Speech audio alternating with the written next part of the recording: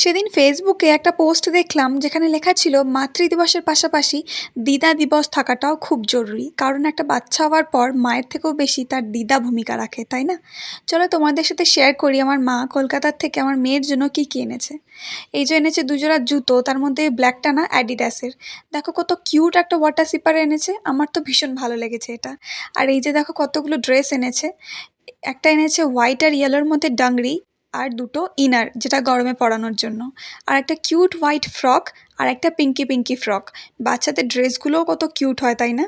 আর এখানে আমার মা মাম্মামের জন্য গলার চেন এনেছে রুপোর, সাথে নজরকাঠিও আছে। এটা আমার মায়ের ভীষণ ইচ্ছে ছিল মেয়েকে দেওয়ার। মামা হওয়ার পর থেকেই মানে সবসময় বলতো যে এটা তোর মেয়েকে দেবো আমি। আর এটা কোমরের চেন বা কোমর বিছে যেটাকে বলে। এনেছে ৩ ধাতুর বালা, আরও কত কিছু।